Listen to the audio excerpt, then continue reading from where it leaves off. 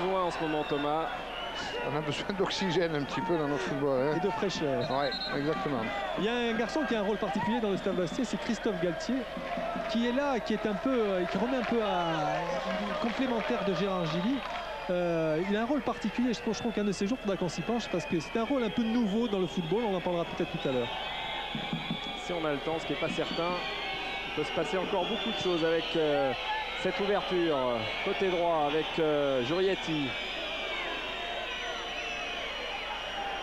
Il y avait peut-être une petite obstruction, mais pas signalée par l'arbitre assistant. Jurietti qui pensait récupérer cette touche. Mais au lieu de rendre le ballon, il perd du temps et Monaco est toujours mené 1-0.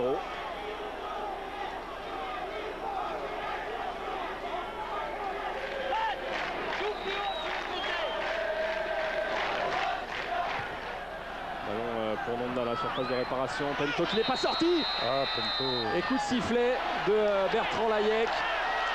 Coup de sifflet qui va sauver Nicolas Pento. Ouais. C'est en avant. Là aussi, c'est pas évident. Non. Décidément, il y a beaucoup de décisions qui prêtent à discussion. On va revoir ça au ralenti. Il n'y a rien. Bah, il n'y a rien. Les images sont assez terribles. Hein, bon, maintenant il y a quand même un pied en avant, mais enfin bon. Mais bon, je crois que c'est celui qu'on pense là. Voilà, peut-être. Ouais. Mais bon, encore une décision malheureuse. Enfin bon, je pense que les Bastiais ont déjà eu leur compte, donc on ne va pas y revenir. Et Didier Deschamps, vous l'imaginez, Paul? Oui. Bah, lui maintenant c'est lui qui ne doit pas être content. Hein. Ouais, il n'est pas content du tout. D'ailleurs, il a dit à monsieur Chéron, qui est le 4e arbitre, il a dit que c'est très grave ce qui vient de se passer. C'est grave, c'est grave. C'est pas le jeu continue, Thomas. Le jeu continue avec ce ballon pour Jeunechamp qui va frapper dans les nuages. Il ne savait pas quoi faire. Il attendait une solution.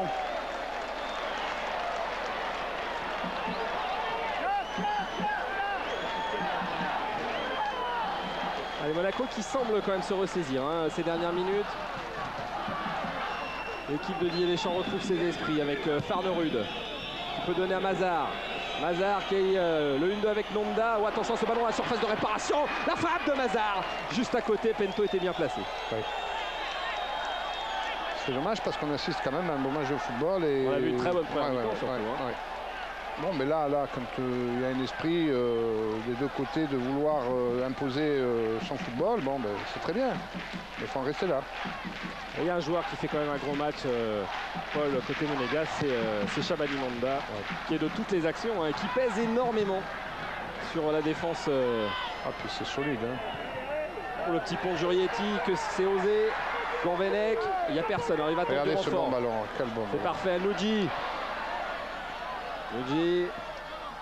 Ouais, qui peut donner à Gourvenec. Il y a Prince là qui demande le ballon. Gourvenec qui est contré. Et c'est récupéré par Jeunechamp. C'est mal joué de la part de Jeunechamp. Jeunechamp qui s'arrête de jouer. Évidemment, les Monégasques continuent avec ce ballon pour Mazar. Ça ne va pas sortir.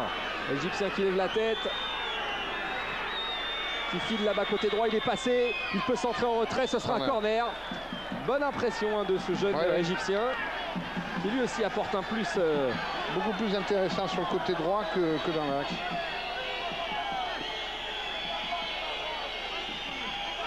Alors on a voulu jouer à deux, mais Jeunechamp a empêché ce petit corner de se dérouler. Pento de la tête.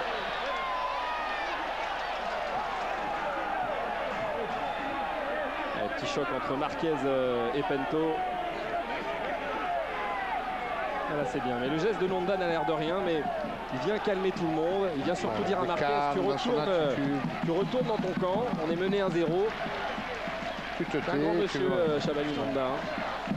Attitude d'un monsieur. Un peu à l'image de Georges Weah qui avait, qui avait aussi les mêmes attitudes. Le même impact sur ses partenaires. Exactement. Et Dieu sait s'il y a eu des conflits l'année dernière à Monaco, eh bien souvent Nonda a calmé un peu ses coéquipiers à jouer le jeu. Et il n'a surtout pas pris parti. Il lui a permis de faire une belle saison. Nonda justement, déviation pour Mazar. Le ballon est contré, hors jeu.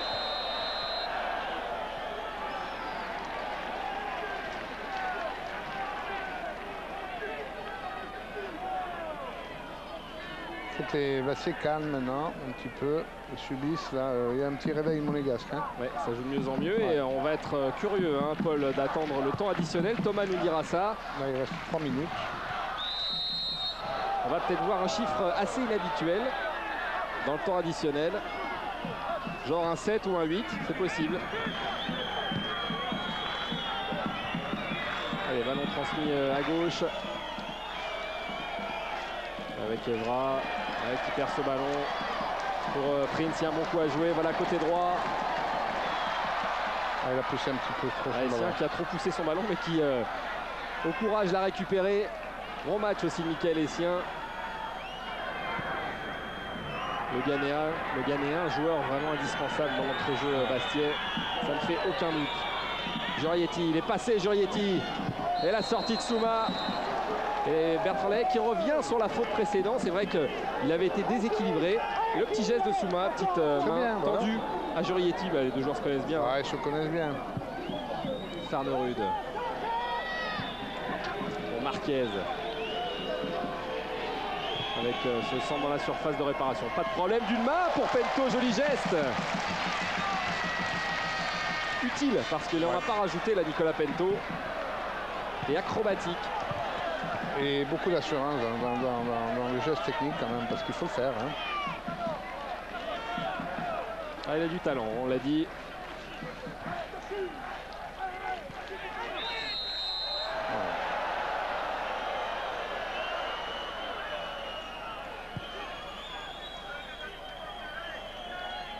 Allez, on est reparti côté monégasque, en axe en ce moment côté gauche, avec le ballon contré. C'est maintenant Bastia qui joue en contre, avec ce bon ballon pour Jeune-Champ. Qui la garde là. Peut-être pour Prince. Oui, c'est ça, bien joué. Prince qui va arriver devant Silva, la sortie superbe de Silva, mais Jeune-Champ a failli récupérer ce ballon. Alors, ça va être directement sur Pento. Ça aussi c'est inutile. Surtout qu'il semble qu'il a un carton jaune, Mazar. Il doit se méfier. Même s'il a sûrement envie de bien faire. Mais son équipe est menée et là, finalement c'est Bastia qui gagne du temps. Donc il est perdant. Exactement.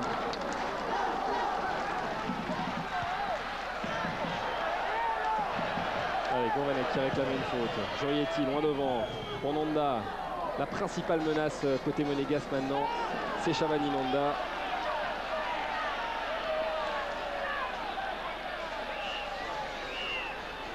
Pento qui va gagner un peu de temps. Les secondes, Paul, vont être précieuses maintenant. Hein. Ouais. Je fais le temps additionnel, combien? On n'a pas vu. On n'a pas vu encore, on attend. 8 minutes. 8 minutes de temps additionnel. Et c'est le chiffre qu'on avait annoncé. C'est pas trompé de beaucoup. Et ça va être très long. Pour les Bastiais, ça va être long. C'est presque une petite prolongation. Hein. Avec ce ballon d'intervalle, encore une fois, Souma qui est sorti, impeccable. Bon, les Souma. Il cherche la faute, l'Égyptien. Et il va être expulsé. Et allez, je vous l'ai dit, il finira à 10. Allez, c'est parti. Alors si on compte bien, c'est le 8e carton jaune. Thomas me contredira peut-être, mais j'ai l'impression que c'est le 8e carton jaune et ça fait donc 2 cartons rouges un partout. C'est ça. Et puis un changement côté monégasque, ça va être le dernier. L'entrée de Bernardi, Lucas Bernardi. Et la sortie, il me semble, on va voir dans quelques secondes, car M. Chéroux, qui est le 4e arbitre, ne sait plus à quel sens se couper. C'est vrai qu'il est très sollicité. Alors, qui va entrer, qui va sortir plutôt? Alors, je rappelle, le temps additionnel, c'est 8 minutes. Hein. Et donc, c'est Jurietti qui sort. La rentrée de Bernardi.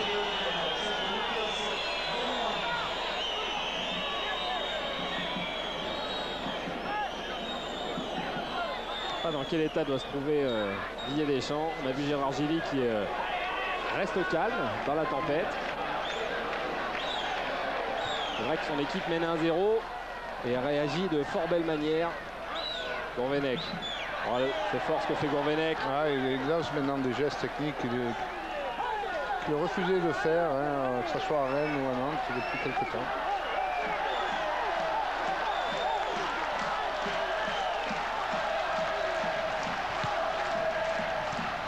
Avec Jeune-Champ qui joue avec Gourvenec. Et coup franc pour les Bastiais.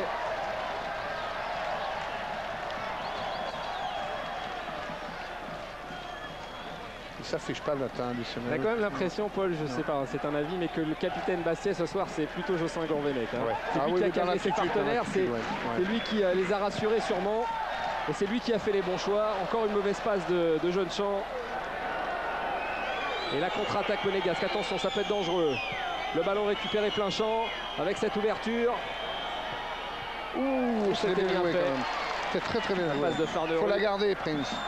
Ah, il a eu du mal, c'est vrai que le contrôle était Il doit la délicat. garder. S'il la garde, il y a Gourvenec qui est tout seul. Evra qui a donné ce ballon là-bas à côté gauche. Le ballon est repoussé par Ferreira.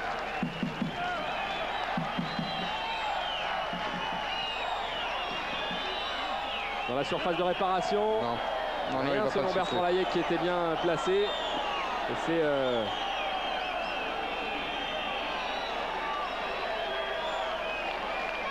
Carole hein, qui n'y avait rien. Non, il s'est jeté sur même.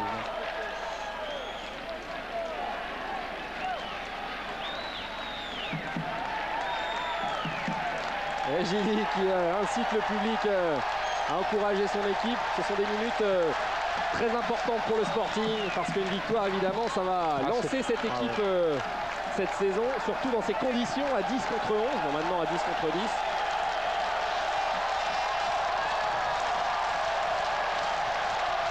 Les joueurs qui demandent de l'aide. Céline Jeune-Champ.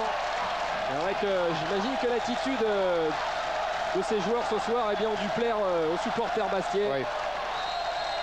Oui, parce qu'ils ont donné la meilleure des réponses. Et Gourvenec qui a pris un carton jaune. On sent encore quand même beaucoup de tension. Hein. Ça va mieux. Il va y en avoir. Il faut que tout le monde se calme. Voilà. Hein, parce qu'après, c'est le Sporting qui va en subir les conséquences. Hein. Ça fait 9 cartons jaunes pour cette soirée. C'est évidemment beaucoup trop. Il y avait déjà 11 cartons rouges. Il y en a eu 2 ce soir, ça fait 13. Il faut garder le ballon. Il faut le garder. Et Prince, il est bien seul. Hein. C'est vrai que... il faut qu'il le garde. Alors il faut le donner à Gourvenec. Oh là, oui, c'est vrai. Non, il le garde. Il attend la faute. Spelacci qui peut donner là-bas. Farnerud. Ballon contré.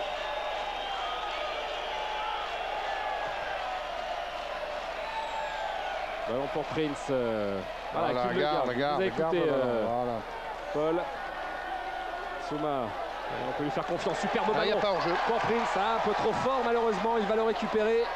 Et non, c'est sorti. Il est en bout de course. Il n'en peut plus. On est dans la 95e minute. Et il reste encore 3 bonnes minutes. Véritable prolongation de championnat. C'est rare, mais ce soir, on a le droit à quelques minutes supplémentaires. C'est durable. C'est bien la moindre des choses. Après cette... attention à ce mauvais contrôle de Souma, ce sera un corner. Très très dangereux psychologiquement ce corner. Ouais, l'occasion Schillaci monte. Pour les Monégasques de se montrer dangereux. Schillaci qui ces 2 dernières saisons était à Ajaccio. Il avait été prêté par... c'est un prêt de... Aïe. Attention à ce ballon. La surface de réparation, la sortie de Pento. Impeccable. Vigilant et rassurant Nicolas Pento. Attention. Avec ce dégagement loin devant. Et Jeune-Champ qui va récupérer ce ballon.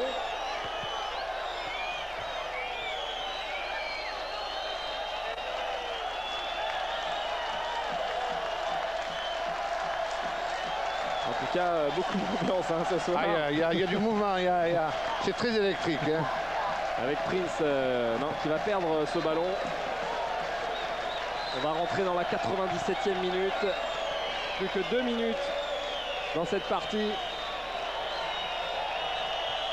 Longue et tumultueuse pour l'instant. Bastia mène 1-0 et tient sa première victoire cette saison.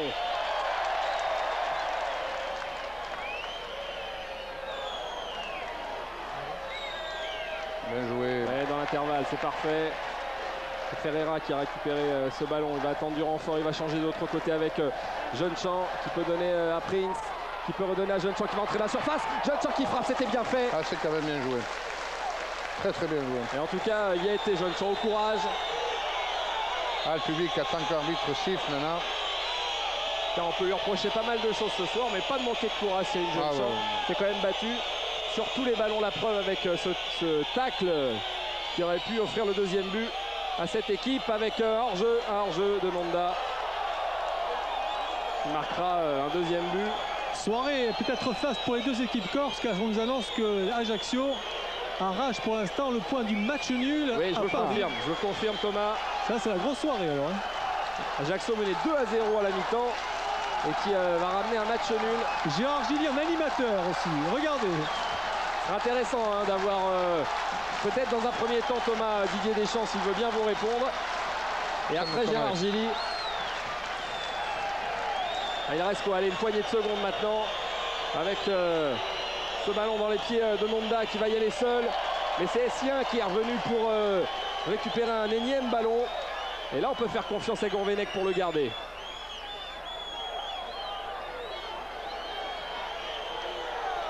Avec Bernardi un peu énervé.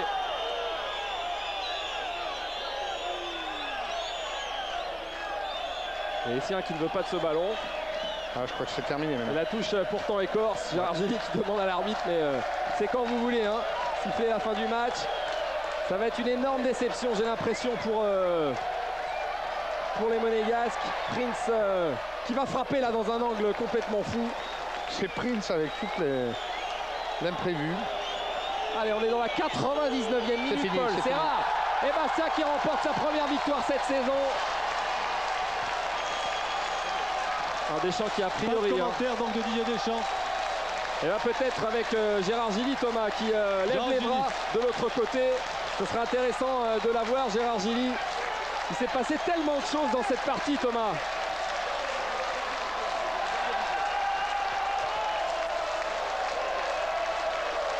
Il a besoin que ça retombe, Gérard Gilly. Ah là, c'est sympa, il va quand même nous répondre. Beaucoup d'émotions, Gérard Gilly. On a l'impression que c'est l'une des plus belles victoires. Je crois que c'est une victoire qui sort des tripes, une victoire avec le cœur. Écoutez le public, je crois qu'on a beaucoup souffert face à une très bonne équipe de Monaco. Et je crois que c'est un succès qui est dû au courage et quelque part à l'esprit corse. Alors qu'est-ce qui a fait que cette partie a changé? Il y a eu ces petits incidents, on a l'impression qu'on est entré dans un autre match. Bah oui, mais Sébastien, je veux dire, on a envie de montrer beaucoup de choses et on a un peu le sang chaud, on a envie de jouer au football, c'est comme ça. Vous aviez besoin de cette victoire? Oui, on en avait besoin parce que, écoutez. Et en plus, il y a la manière. Oui, il y a la manière, merci.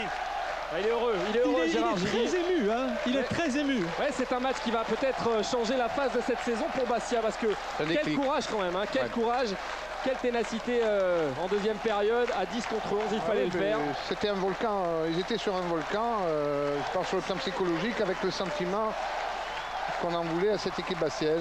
Et Thomas, on va rester avec vous là sur le terrain parce que c'est vrai qu'il y a des scènes de joie qui font plaisir à voir, évidemment au côté corse. Du côté monégasque, on doit être profondément déçu. Voilà, avec à côté de nous un des acteurs de cette victoire, c'est Morlaix Souma. Morlaix, je crois que, comme le disait Gérard Gilly tout à l'heure, c'est la victoire à l'arraché, c'est la victoire du cœur. Et bien sûr, parce qu'on n'en pouvait plus. Il fallait sortir les tripes, on en a sorti et on a gagné, c'est l'essentiel. Alors on vous sent beaucoup plus détendu, beaucoup plus à l'aise dans cette équipe de Bastia que vous n'étiez l'année dernière. Ouais, parce que là, je me sens bien. Je suis content que l'entraîneur a changé. Bon, l'autre, j'avais rien contre Nouzaré, mais bon. On ne s'attendait pas, il ne comptait pas sur moi et j'ai tout fait pour qu'il soit confiant. Mais bon, il n'a pas été, j'ai fait ce qu'il fallait et maintenant l'autre, il est là. Il me fait confiance, j'essaye de le rendre ça. Quand vous entendez le public bastien comme ça vous donne une impulsion supplémentaire. Et bien sûr, le public est derrière nous et nous, on fait ce qu'il fallait et ça marche, donc on est content. Merci Morlaix Souma, voilà. Allez Thomas, avant de retrouver peut-être un joueur de Bastia ou un dirigeant monégasque, ce serait bien aussi. On va regarder les résultats sur les autres stades et vous allez voir que c'est vrai que c'est une soirée corse, hein, parce que ce qu'a fait Ajaccio au Parc des Princes, c'est quand même très fort.